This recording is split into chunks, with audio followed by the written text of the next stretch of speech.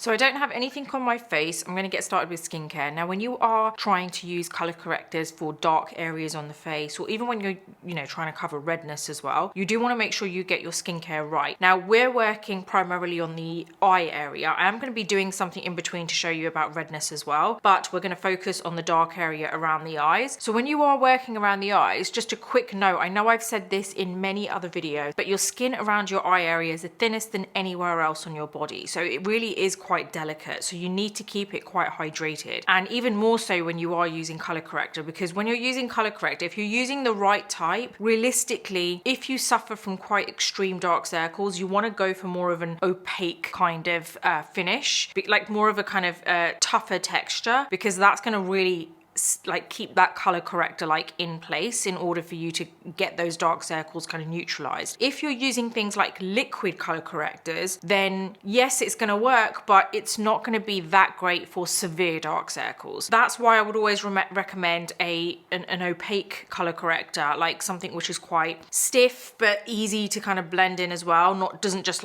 disappear in the skin. This one that I'm going to be using is the Charlotte Tilbury color corrector in number 3, which is tan, and it's basically like an orange, kind of bright orange color. That helps to neutralize the darkness that you see around your eye area. Now, first off, what we're going to do is get our skincare on. I am just going to very quickly, just using my IT Cosmetics Confidence in a Cream.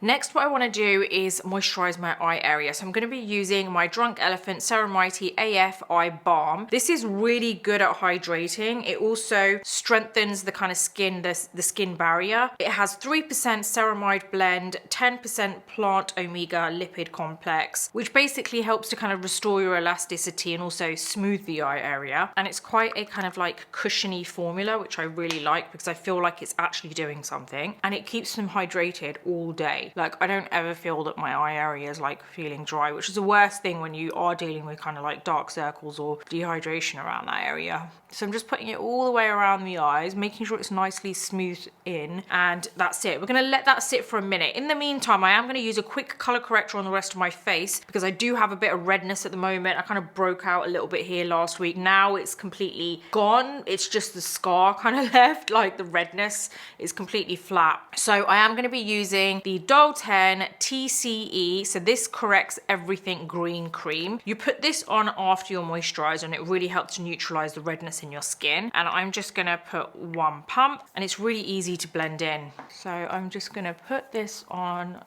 almost like a primer. And I really do like this color corrector because I just feel like immediately I see the redness kind of tone down. And I have a lot of redness around my nose area as well.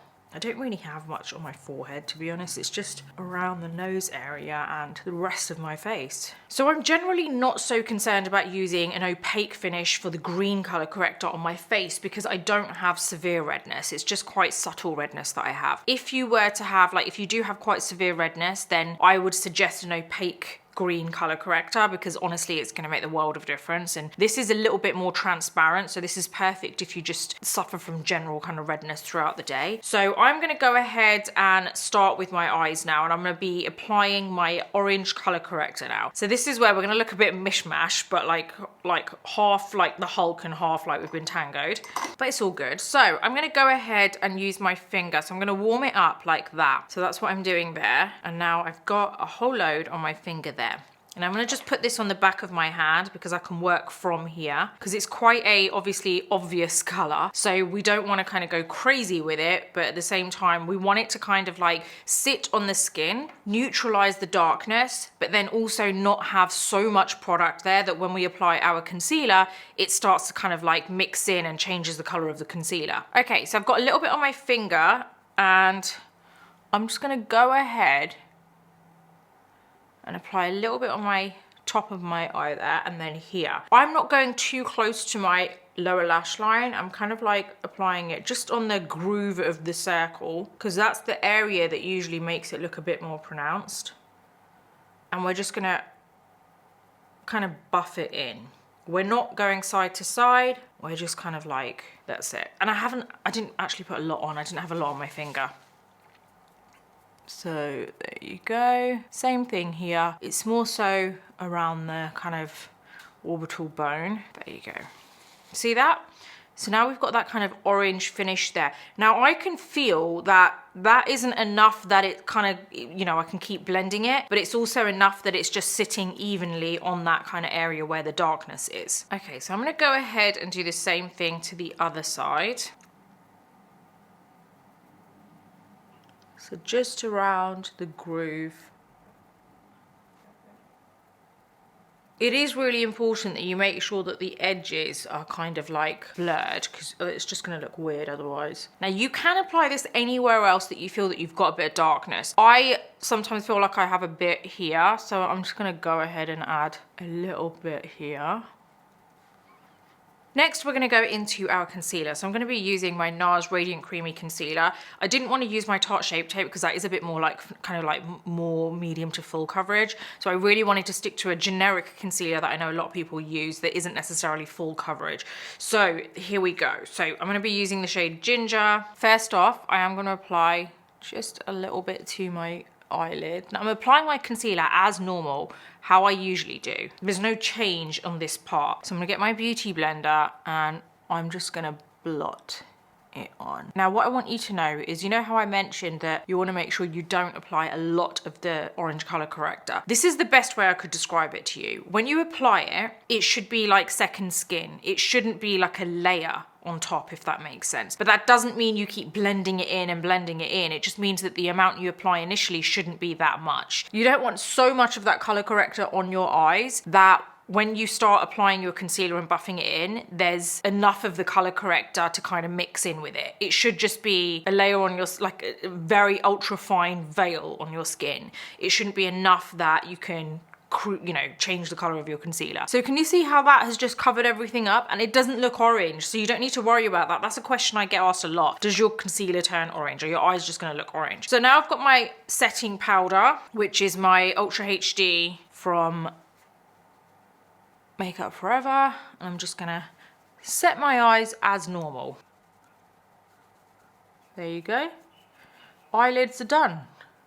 As normal, don't look orange. Now I am going to be using the underpainting technique because I feel like that works perfectly when you're using color corrector. Because if I were to go on with a brush and foundation, I feel like it can easily kind of just like distort anything that we've done underneath. Underpainting just works really, really well with color correcting. So let's go ahead and apply our concealer as we normally would, which is in this way. And I'm just gonna apply this there. And you can see that I've applied such like the perfect amount of color corrector that when I apply my concealer, you know, there's nothing kind of like coming off onto it or mixing in. Now we're just gonna, with our sponge, buff that in. You don't want to go on the same areas as, don't focus on looking at where you've applied the color corrector and then apply your concealer on top. Focus on applying your concealer wherever you normally do. So I normally apply it there anyway. Now here, we're gonna start buffing in as normal. And I'm just patting continuously.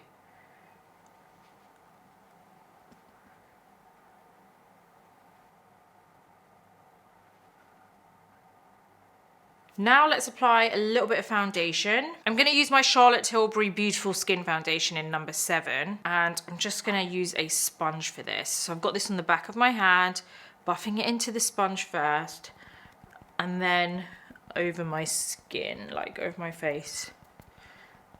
Very thin layer, because I don't actually want a super heavy look.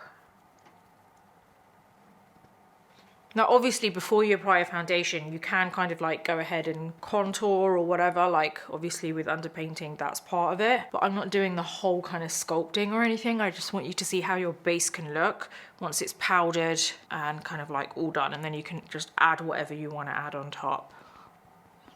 I just want to make sure there's no creases on the under eye area before I go ahead and set everything. Now I'm going to use my pressed powder just because I want to today. I'm gonna just go ahead and kind of like set this under eye area. So this is my Charlotte Tilbury Airbrush Flawless Finish, by the way. So you can see how we've set that normally. I'm just using 2 different powders just because I know that a lot of you kind of like use pressed, a lot of you used loose. I just want to give you the option and show you that it can be done. So I'm just very lightly kind of dusting over the skin here. Let's just add a little bit of brow pencil just so that I look like I have, you know, semi-decent brows. I just want you to see what it looks like, because obviously I'm not doing like a whole look or anything today, but I just want you to see what it looks like when you've got all the other bits on. Mainly on the skin. I'm not too fussed about, like, you know, mascara or anything. So you can see here the darkness is completely gone. So that orange color corrector has helped to neutralize the darkness before we've gone ahead with our usual makeup. You may find that when you're using color corrector, you don't actually need to use as much concealer, because a lot of the time we end up using more concealer around the eye area because we're trying to get it to just cover up those dark circles. So this might be a great alternative for you, like using a color corrector to help neutralize the darkness and then going in with concealer, but just less than you usually use. Alternatively, you can stick to your normal concealer and just use that to cover your dark circles. I'll be honest, day to day I don't use color corrector on myself. Very rarely have I ever used color corrector on myself. Even on clients, the only time that I do use it is if it is a kind of severe case, like very extreme darkness around the area and it's quite a contrast between the darkness around the eye area and the rest of the skin color, then I will use the color corrector. I personally feel that a concealer, a good concealer and the right technique and the right kind of skincare underneath and prepping and also setting after can kind of do the job for you, to be honest. But I do know a lot of people like using color corrector, and I just want to show you so you have the option as well to use a color corrector. Now please do bear in mind that color correctors, like orange color correctors, don't always have to be just for dark circles. They can work great for just brightening certain areas of the face, but nowadays I feel like there are so many other products around which kind of help to brighten the area a little bit more, like not necessarily having to rely on color corrector. Like you have more illuminating foundations, you've got powders with kind of like pearlescent kind of particles in there to help just brighten the area. And also I feel people are generally a lot better at makeup, like in terms of like self-application, and there's so much educational content out there like this for you guys. So there is so much, you know, else that you can do to help brighten areas, but color corrector can also be used just to brighten areas. So like around the mouth area, if you have a little bit of darkness, or around the nose area, like whatever it is, feel free to experiment with your products and don't be afraid of orange or any kind of color corrector. It genuinely can really help to neutralize kind of darkness or redness in the skin. If you have a bit too much blue, like you have slight like veiny eyes, like it all makes a difference. And if you're just clever and understand how colors work and how they neutralize other colors and how they kind of partner up well with other colors, knowing all of that can really help you to kind of understand just color theory in general and how it can be applied to makeup. So I really hope this has helped today. I'm sending you loads of love wherever you are in the world. If you have any questions, let me know in the comments box below. Don't forget, all the products are listed in my description too. If you like this video, give it a thumbs up. Don't forget to subscribe to my channel and hit the bell button so that you never miss any of my future videos. Until the next video, take care and I'll see you soon.